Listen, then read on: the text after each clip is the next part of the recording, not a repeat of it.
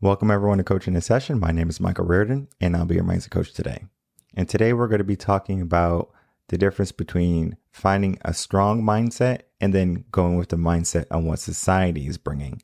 Because there's a conversation that should be happening, but the viewpoint is going to be in between the lines of what's right and what's wrong and what's accepted and what's not. Today we're going to be diving into that, and I mean diving deep. If you're new to the channel, make sure to like, comment, subscribe, and to share this video and or audio to help build a community of like-minded individuals to get into a stronger and better mindset. Today, I'm bringing on an author, a writer. He has a different perspective on how life is. It's not so much of what society is telling us, because society is telling us to jump off a cliff. And if you don't believe that, look at the news. That negativity, what do you think it makes you naturally want to do? Cower, fear. And that drives your brain to think, I need to learn more about this because I need to equip myself. When in all reality, that's further from the truth. You want to make sure you're filling your mind with positive things rather than the junk that we are given on social media and our mainstream medias. So we need to get into a different type of mindset. So Douglas Robbins is, like I said, an author, and he has written books on how to view our internal beliefs, our mindset, our soul, whatever you want to call it, and to start to ask the question, what's really going on? Am I happy? What's the meaning of life? Is there more? There's so many questions that we have to begin to ask ourselves to finally get the answers that we are seeking.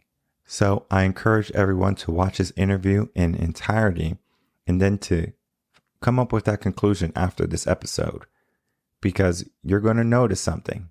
Maybe the person that you are right now is not the person you should be.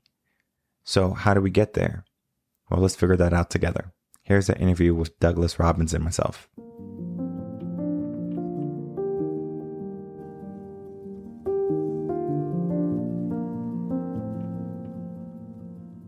Welcome, Douglas Robbins, to Coaching in Session. How are you doing today? Thank you. I'm great, Michael. How are you? I'm doing well. Thank you so much for coming on. We're going to be talking about a variety of things, but I have you as an author, you're a writer, and you also have this interesting way of thinking where you look between the lines of what society has and how people think. But in your own words, can you tell the people who you are and what you do? Yeah, I'm a writer. I have about a half dozen books out. I'm also a podcaster, a podcast called The Den of Discussion, where basically anything that connects to the human experience.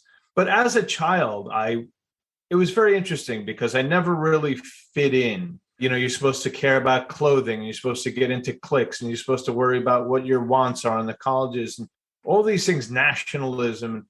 I always, religion, I always saw kind of through them.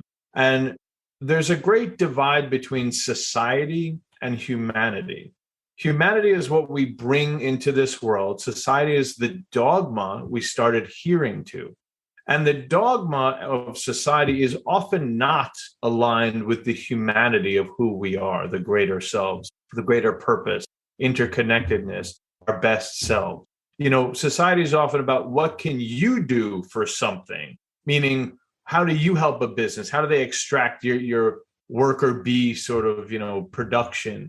So there's a great divide between what humanity is, that essence, that divine spark, that fulfillment and expression of our true selves, of our hearts, of our spirits. And then, like you said, you have the box of then society, people getting trapped in that group thinking, in the societal thinking.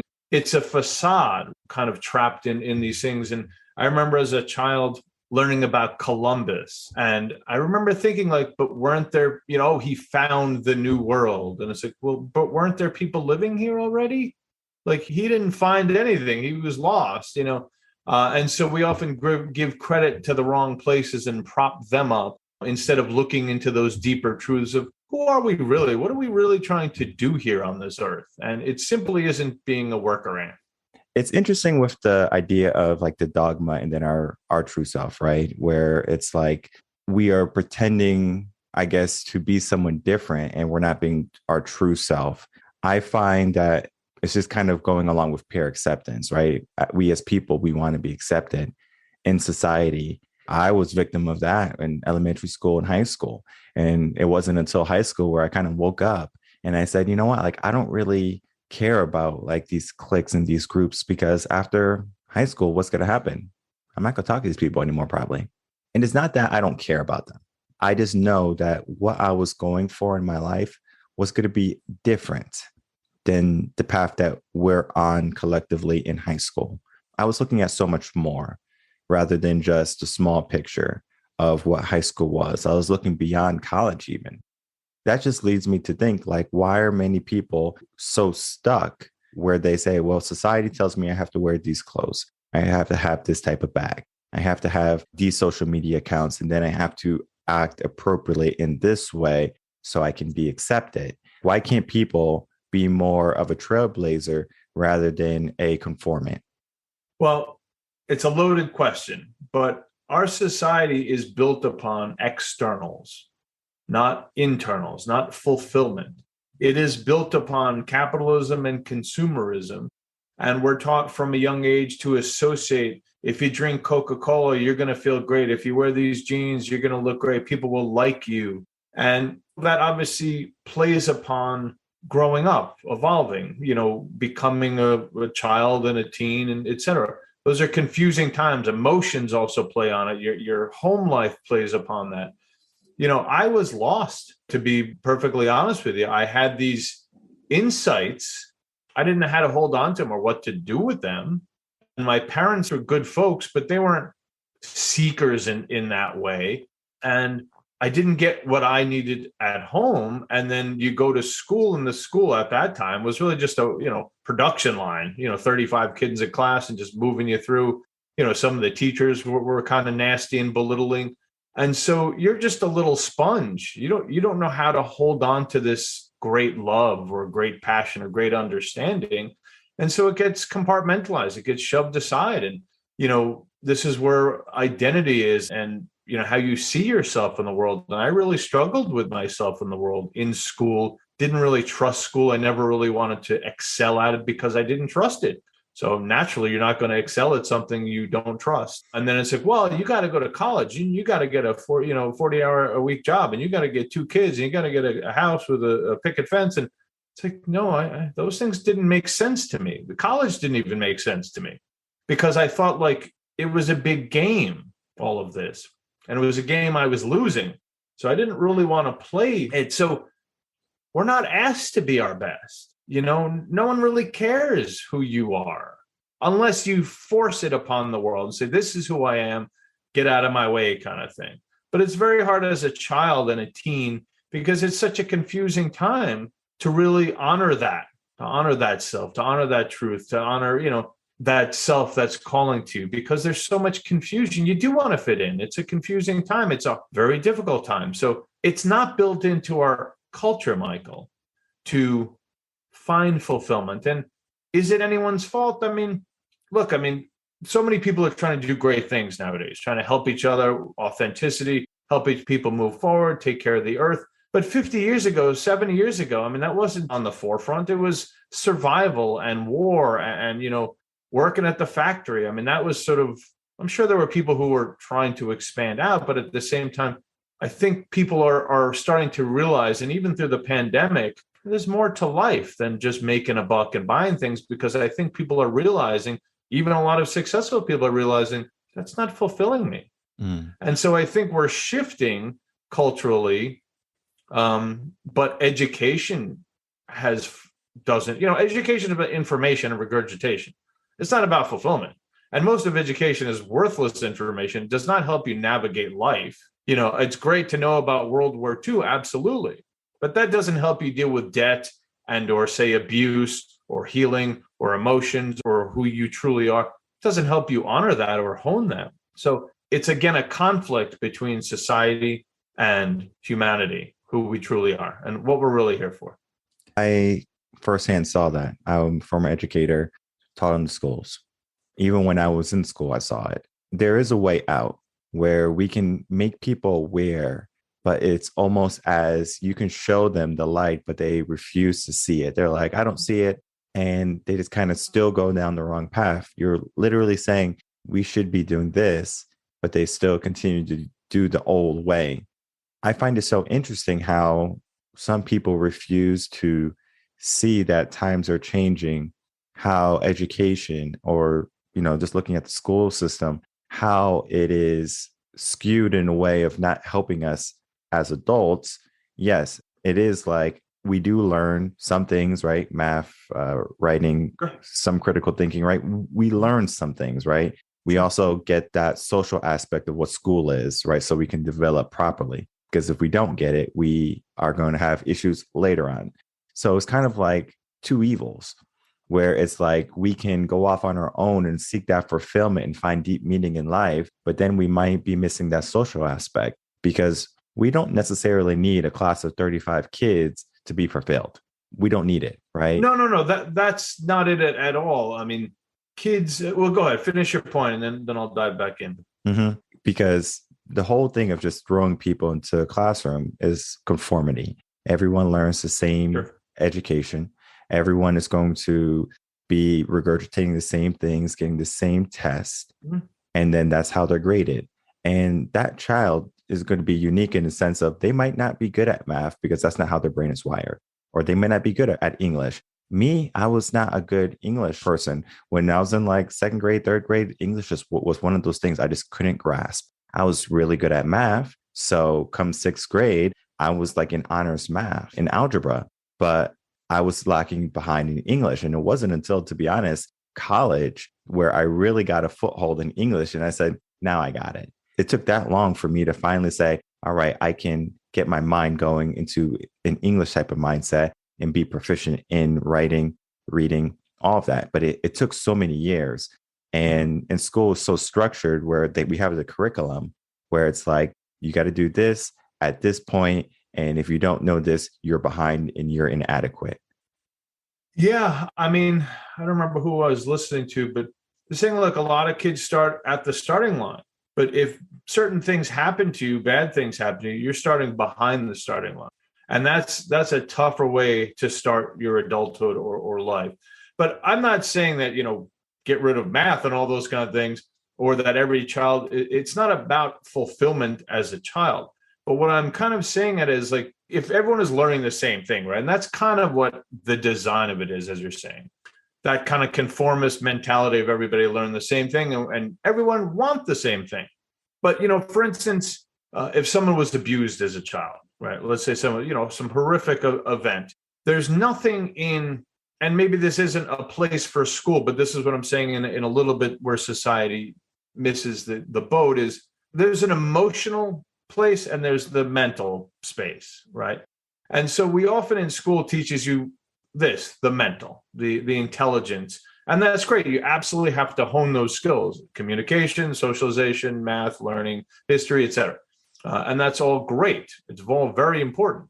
But at the same time, if you're not developing the EQ or the emotional quotient and you're going into life broken, it doesn't matter what kind of information you have in your brain.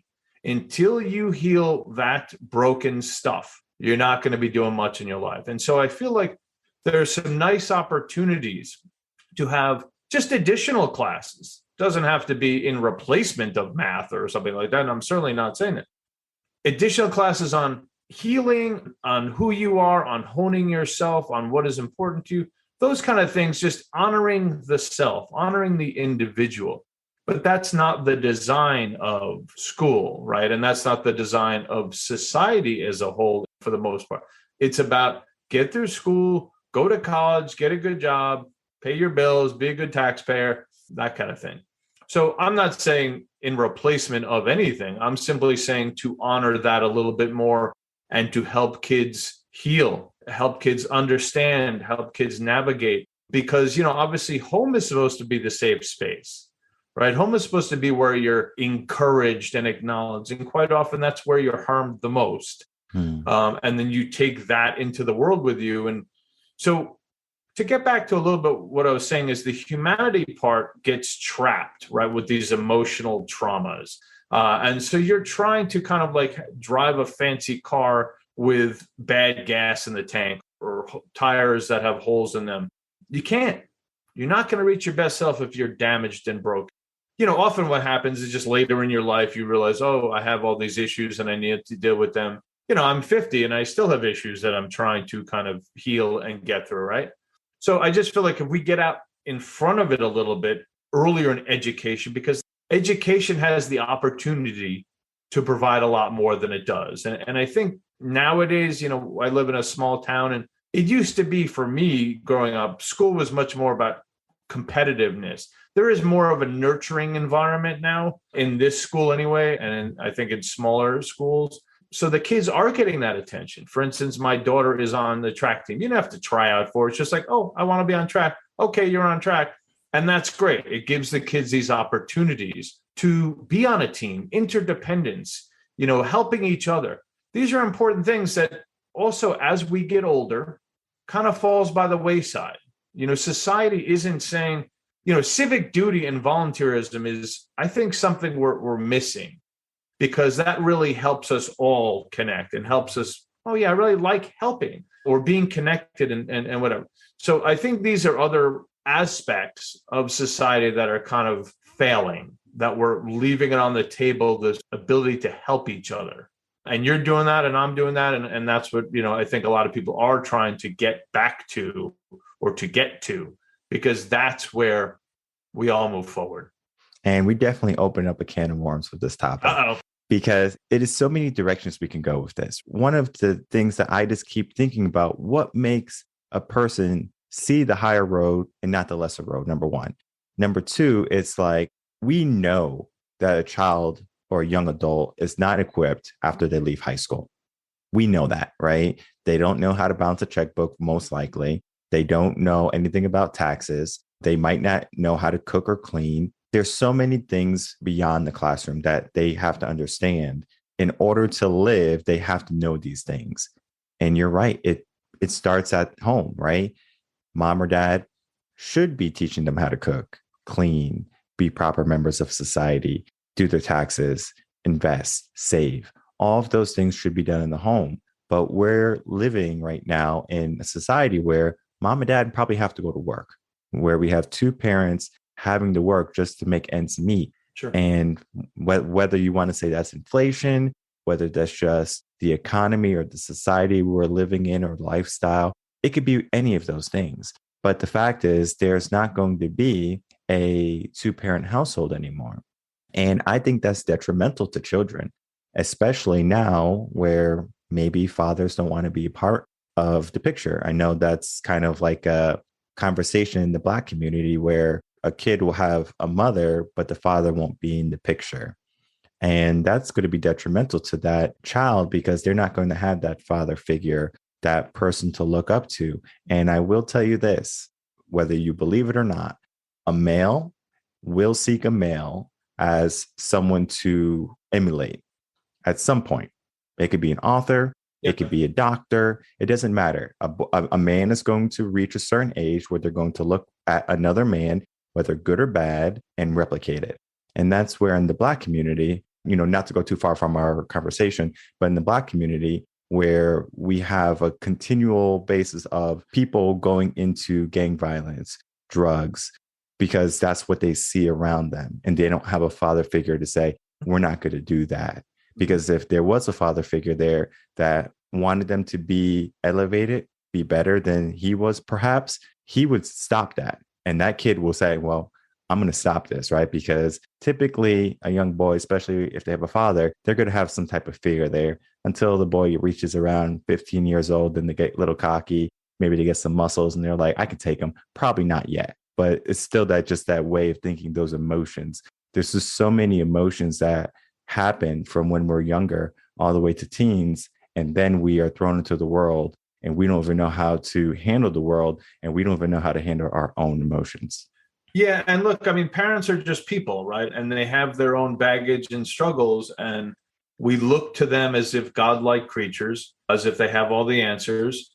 And they often don't. And they're often not giving you their best because they don't even have their best. My father was a good man, but, he came from probably a pretty damaged childhood himself. And, the apple doesn't fall far, the sins of the father, et cetera. And I look to him for my self-esteem. I looked to him for my self-confidence, and I felt nothing but neglected and rejected. And so when I went into, you're talking about males will look to males. So I looked through what I thought were his eyes, how he saw me. And it was very negative, very, very bad. And so when I got to school, as I write in something, like I was already broken, because now I had this very low self-esteem, because the person that essentially I loved the most and believed in the most, I thought or interpreted as didn't believe in me, that I was a disappointment, that I was, not worthy of love. And so that's how I started navigating life as well. I'm a loser. I don't deserve love. I don't deserve to be lifted up or encouraged, because I was rejected, time and time again. And so now you start navigating when you're a kid. This is now my first entry into the world, kindergarten, etc., of low self-esteem. Why would anybody really like me or whatever? I mean, I had friends, played sports, but that was my worldview, was I need to hide myself, because if not, the word, vulnerable is now thrown around, and it's true. But if you are hiding that part of yourself, sure, it's such a counterintuitive self-defense mechanism that the brain has, because you're hiding a part of you, but also you're hiding a part of you, meaning the good parts of you are hidden so people can't see them, and you can't experience them either. So parents are just people. And so now if you're leaving that nest, if you will, and into a school system that's not providing these things that we're discussing, well, how are you going to learn them? Honestly, I'm going to be blunt. I mean, I started doing drugs at an early age. It was the only place that I felt safe, that I felt joy, that I could laugh easily. And, nature as well. I found nature at an early age, and that's always sort of been my church and my sanctuary, is nature, because there's nobody demanding anything of you in nature. Again, you can be your true self in nature. Why? Because humanity is born from nature. It is not born from society. And so that's where we can get to be these expanded selves and at peace, and not have to prove ourselves to anyone or compete with anyone. This is our true essence when we're in nature. So that was my escape. But I mean, drugs were the one thing. Sure, there were obviously negatives, but the times that I could relax, that I could laugh, that I didn't have to be something, it was an outlet, right or wrong. I mean, looking back, I wish I hadn't, but I didn't know how to hold on to the things I loved, because the things I loved felt too dangerous and felt like they would be taken away from me. And now, you have a daughter, and I could just tell from speaking with you before we got on air, and then even now, that you're a good father. You might have not had the best father, and he might have had to learn how to be a man if he didn't have a father. So it's kind of like a damaged structure, where it's like one man is learning how to be a father, but he doesn't have anything to go off of. Or if he had a father that was maybe abusive or negative toward him, then it's kind of like, well, what do I think? Do I see my relationship as my kid as supposed to be negative, or do I change that? Right. So when I was, I believe, 7 or 8 years old, I have a photographic memory where I came to the conclusion that I wasn't going to be an alcoholic. Right. And the reason why I said that was because my father was an alcoholic, and he didn't hit us or anything, because he got hit as a kid. So he didn't want to hit us. So he was like, I'm not going to hit my kids. That was basically what he thought about. And he didn't have a father growing up either. So he just had his mother. He was a bad boy. So he would go be in gangs, get in fights, all that stuff. But one of the things that he prided himself was, he says that I'm going to be there for my kids. So even though he didn't know how to be a father, he was still there, even though he had all of those, I guess, negative attributes. And as a kid, I saw those things, and I saw that he was a good man, and he did his best to not put it in front of us, like drink in front of us or smoke in front of us. It was kind of like the backdoor stuff, but we can see it, right? We see it.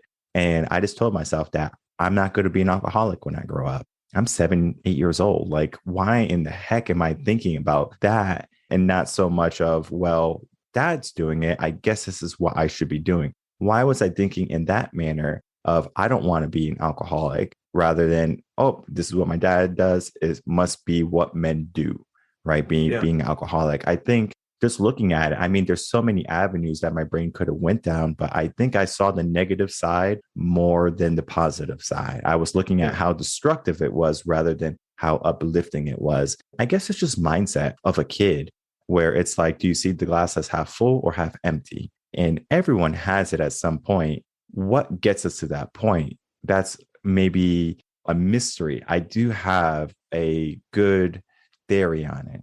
And I think if you surround yourself with people who are caring and loving, that can give you a more positive outlook on how you want to view life in the future. So I had a great grandmother. All my grandmothers were the sweetest, and they would teach us to be kind, to be loving, caring. And so we had that type of nurturing and caring, which helped us to see in a more positive light. And I mean, all of us came out good. So my brother, he's older than me. My sister's younger than me. We all have businesses. How did that happen growing up in the ghetto? I don't know. And the only way I can think that is a possibility is our upbringing. We had people who cared for us, people who loved and nurtured us. And I know it might not be in the household, in everyone's household, because stress is going to be prominent. And when you're stressed, you might not be thinking about love. You're just thinking about survival. Like, how am I going to put a roof over my kid's head? How am I going to put food in their belly? You're just trying to survive, make it day to day. And then that kid is trying to find that love, that affection, that nurturing, that emotional bond that they desperately need and they seek. So yes, it takes a family, and it doesn't have to be blood, a family to raise a child. And if you have someone who's more loving and affectionate, let them be more loving and affectionate, because that kid needs that. And then that kid knows that, hey, I'm looking for love, I'm seeking love. They can go to this person. If they're looking for some type of guidance or a heavy hand, they might go to this person, right? Because they understand who gives what. Kids are extremely intelligent when it comes to that. For example, let's say you can't watch TV, but your wife says, yes, they can watch TV, things like that. So they're not going to go to you anymore to ask if they can watch TV. They're going to go to mom. And so they're extremely intelligent with that.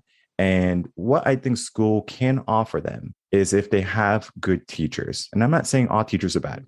Definitely not saying. Most of the teachers, I would say 95% of teachers that I've worked with in my districts that I've worked are amazing. They have been amazing. They love the kids just like they were their own. Wouldn't change them.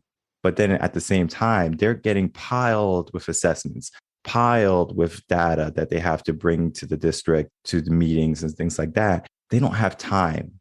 They don't have time. And now they're stressed, they're overburdened, and they can't do their job efficiently. And now a kid is going up to them saying, hey, I'm not getting love at home. Can I get it here in the classroom? And the teacher's like, I'm too busy for that. So it's kind of like a compounding effect where there's so many hats that need to be worn, but there's not enough people to wear them. Yeah, and to get back to a couple of things before we move on, is my father also made a decision when he was 12. I remember him saying to me, I'm not going to be like my mother, because she was a very belittling, nasty woman, very degrading to people. But like, your father was obviously a good man and obviously cared. He was doing the best he could and obviously raised you guys well. And by hiding this stuff, he was essentially saying to, don't be like me. He's not saying, hey, buddy, here's a drink, because he certainly could have. Yeah. He did that once. Huh? He did that once. Yeah. It was Okay. fun. Yeah. Right. But like, he's saying, don't be like me with this. I'm going to hide this. I haven't been able to get rid of it myself, so I'm going to hide it over here from you guys. Mm-hmm. But clearly he knew what he wanted to be, and he was doing the best he could. That's a testament to who he really was, But regarding teachers, yeah, I mean, I'm not saying in the given or in the current situation of our education system, give more to teachers. Like, they already have so much to do. I know several of them locally, and they don't have any more capacity for anything. But I'm saying in general, like, that's probably the best environment for kids to get whatever as individuals, right? I'm not saying as it stands now, just throw more at teachers for them to do. And truth be told, a lot of teachers aren't skilled in this. They don't have the education in this. They don't have the awareness or mindset of this. So I'm just saying, like, in general, we can make school more than it is. We can make it better than it is to create adults who are ready and prepared to navigate the world, investing, debt, healing emotions, all those kind of things. What do you really care about? What is your essence? All those type of things. So that's what I'm saying education can do, or some other aspects of society. But again, society isn't really about fulfillment. It's about you being a good consumer and buying crap. That's what society is about. You working, you paying some taxes and buying stuff. That's really the crux of it. And there's nothing wrong with that. I love buying crap too. I have a four-wheeler, love riding that. And of course, but that's not our identities. And that's the danger of associating all these things with identity. All the commercials, you're going to slim down if you wear these jeans. You're going to be happy if you drink this soda. Well, none of that is true, right? It's all a facade. And that's the deeper truths we really need to get at, because they won't fulfill you. They can add an essence to life. They can add, a joy to life, of course. I'm not saying living like an austere monk or something like that, but those things that we're told to buy that will give you fulfillment are a lie. They will not give you fulfillment in your deepest soul. They will not heal your hurt from the past.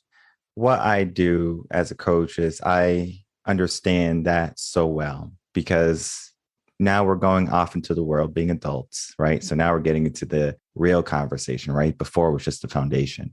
Now we're getting into people going off thinking that they're going to find happiness in this car, this home.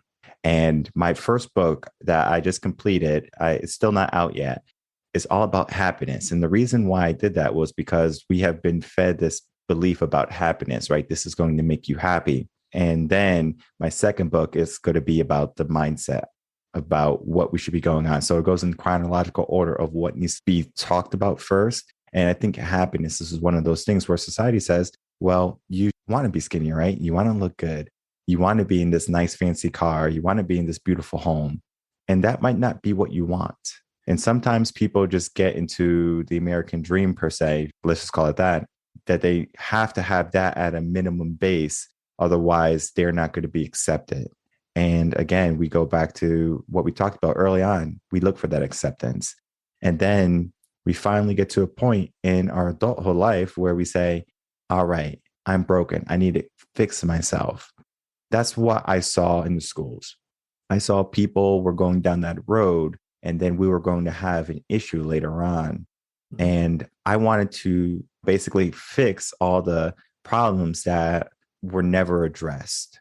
And as much as I hate to say it, I have a job for life where mindset, personal development, helping people get to their higher selves is going to be forever prominent. And I mean, the quarantine and the lockdowns, that's just enforced. Yes, I have a job for life.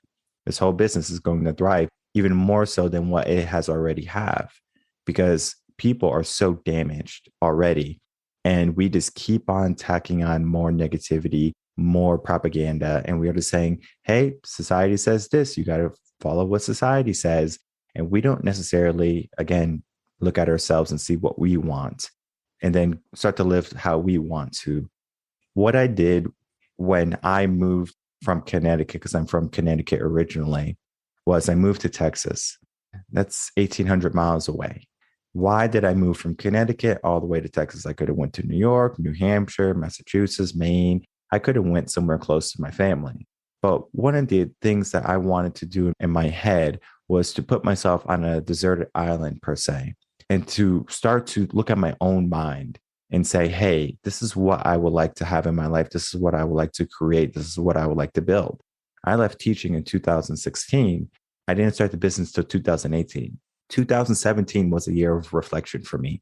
What was I trying to do? And then the whole idea behind the business came from reading books, seeking mentors, coaches for that year, and then saying, I finally know what I need to do. It wasn't so much teaching in the classroom. It was still education, but educating people beyond the classroom, beyond college.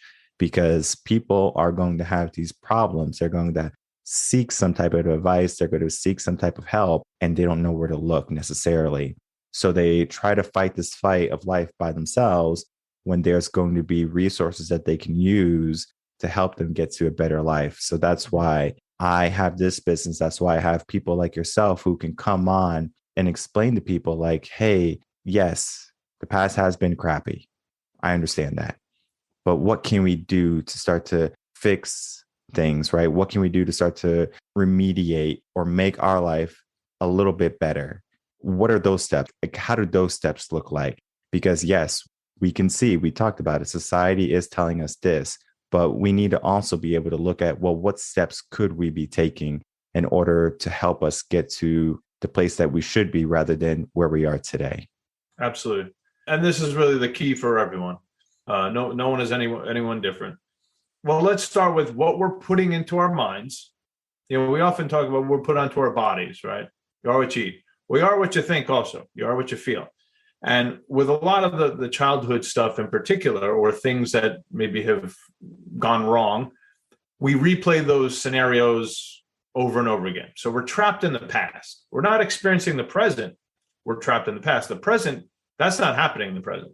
But our minds, those triggers, those emotional triggers happen, something externally triggers it, and now we're trapped in the past again, right? It's a deadly cycle. And you can live your whole life like that until you start trying to shift. And that is, what good stuff are you going to put in? Maybe listening to Michael's show, maybe listening to Tony Robbins or David Goggins. There's a million people out there that are inspiring. They go, and once you start putting the good stuff in there, you automatically start feeling better. Well, what happens when you look at the news or social media and all this essentially poison that you're putting in there? All these things that you feel powerless about, or just you feel like injustice has been done. I've actually been getting away from social media because I realized it's just this free for all in there. It's not, oh, I'm looking for X. Well, it's just going to be a billion things coming at you. Someone got murdered. Someone did this. It's just like, it's too much information. It's overload. And a lot of it is very negative. People calling, everyone has an axe to grind, right? On social media. It's almost like people feel powerless, but let me get on social media and give someone a bad review. I'm going to say what I think, well, that's not helping, right? It doesn't help you heal, and it doesn't help the person. So the first part is, what are we putting into our minds? Who are we associating with? If you're associating with negative people who want to keep you stuck, and believe me, a lot of people want to keep you stuck because they're stuck. They don't want you to move forward because now you're abandoning them, and that triggers their stuff. So you got to be careful who you're associating with, what your environment is. If you're in an environment with an abusive relationship or an abusive whatever, you got to get yourself out of that. You have to, again, so what you're putting into your mind, into your emotions, who you're associating with, and then how are you feeding the good stuff? Because under all that negative stuff is yearning for love. It's yearning for life. It's yearning for human connections. And often when we're hurting, I've suffered from depression on and off for a lot of times in my life. It's because I'm not connecting to people. I'm not connecting to that place in me that needs love. And part of it is I have to give me that love. I have to say, I deserve love here. And I'm going to meet people who are like-minded. I just went to a conference this weekend, a growth mindset conference, and it was incredible. I mean, everyone there is trying to better themselves. Everyone there is trying to help each other. Well, where in life do you get that, Michael? That everyone there is for their best, for your best. And again, society isn't, I'm not blaming society. It's just not the design of it right now. And I think things are changing.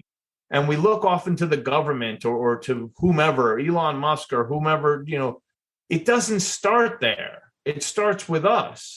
And so that's why I get back to the civic duty and connecting with people and volunteerism. You can't feel like crap when you're helping people, right? When you help people, you automatically start feeling better because that's helping you inside of you. It's helping you heal. So it's the thoughts we think, it's the emotions we feel.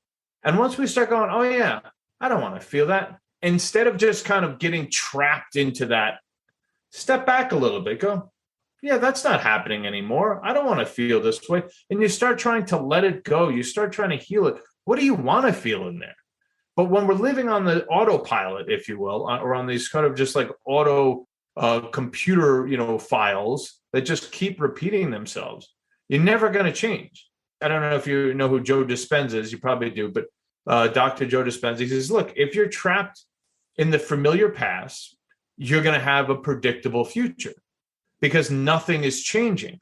But the time to change is always, and monks and meditators have said this for thousands of years, you meditate in the moment.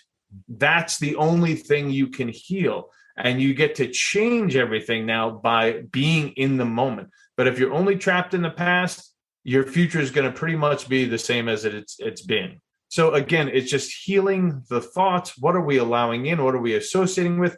And my goodness, if we put ourselves in nurturing settings, well, nurturing can happen. And too often the ego doesn't want us to change. The ego wants to be proven right. I don't know if you've noticed, but probably 1,000 times a day, the ego will say, oh, this is going to happen, and that's going to happen, and this is going to happen. It's always wrong.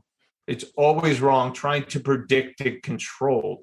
And that's the scary thing, is when we stop trying to predict and control everything, we can be in the moment. We can be in the sweet spot of our best selves in the moment by doing that. And I'm with you. I'm not out to bash society. And I don't even think anything we spoke about goes against any ideal of a person, right? We're talking about a different type of mindset. I can tell, like I said, you have an interesting mindset. I told you in the message, I love how you think, right? You have a growth mindset. And it's not so much we should be around like-minded mindsets. We should be around growth-minded mindsets. That's the biggest difference that people have to swap, right? A lot of people think, oh, I should find someone who's similar to me. When you do that, you might find someone who's a narcissist. So now you're hanging around narcissists, or you might be hanging around people who are toxic. So now you're getting that toxicity in your life. Well, why not hang around someone who's positive, who's uplifting, who's nurturing, who's caring? Do that versus the alternate, right? Because that's easy to hang around toxic people and be toxic.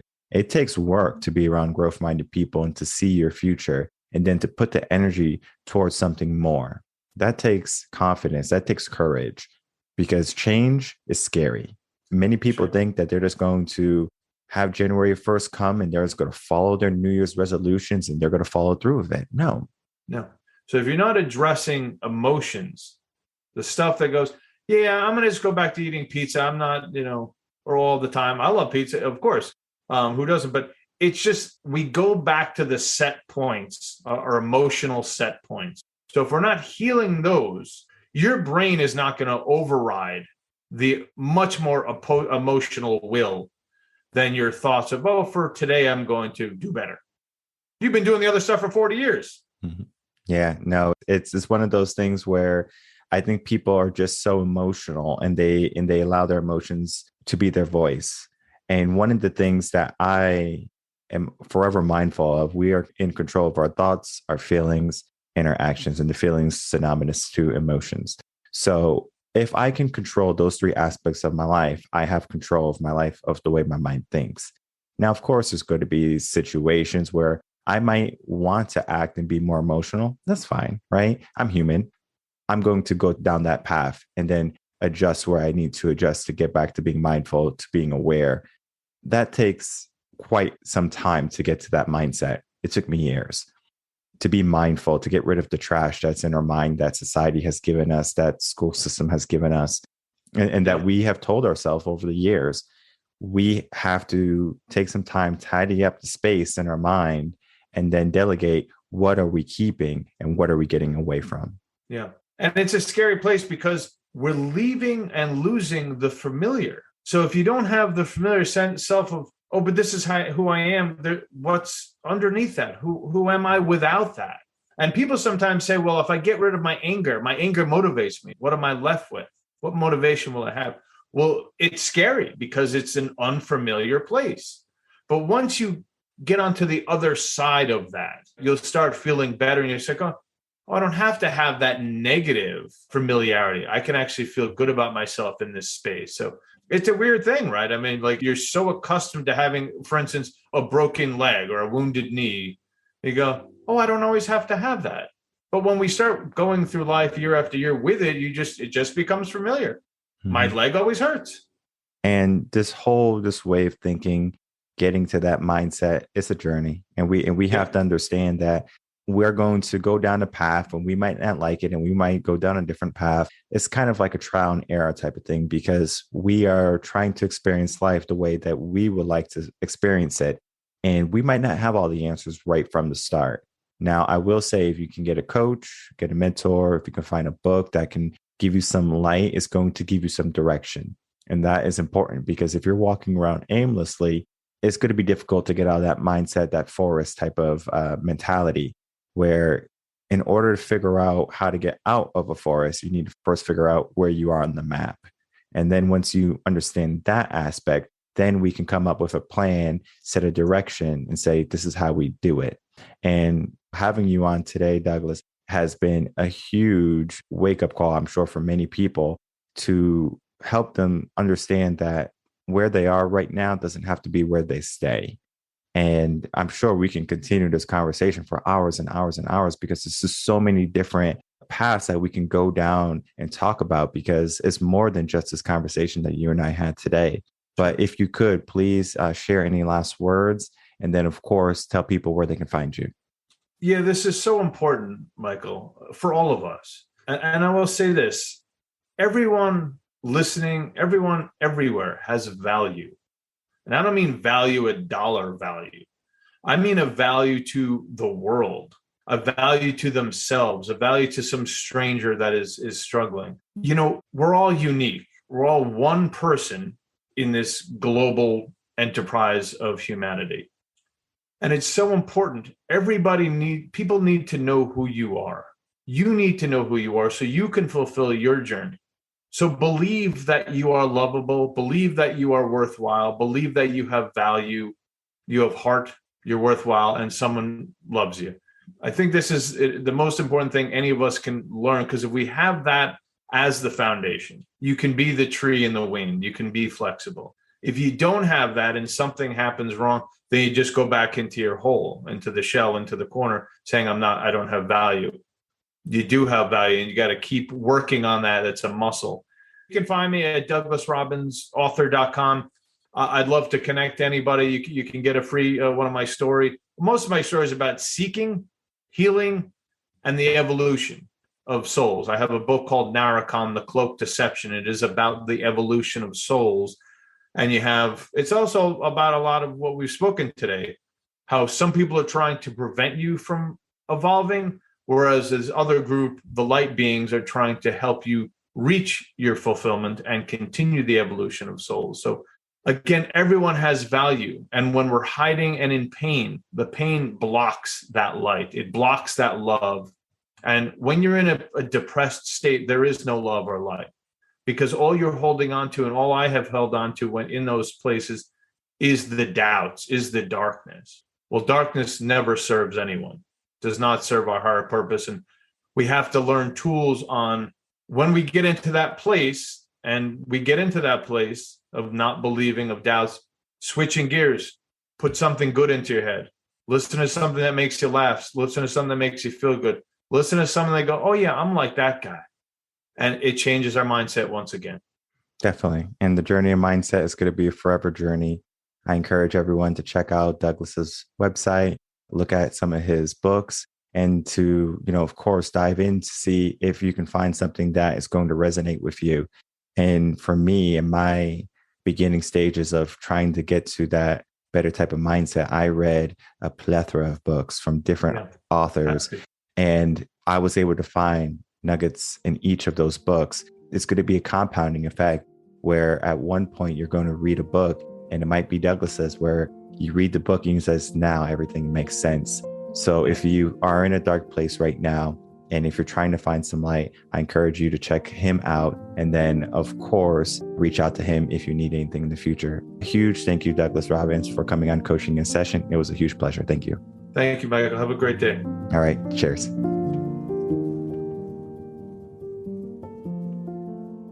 All right, everyone. Thank you so much for watching the interview with Douglas Robbins and myself. I encourage you to, again, check him out.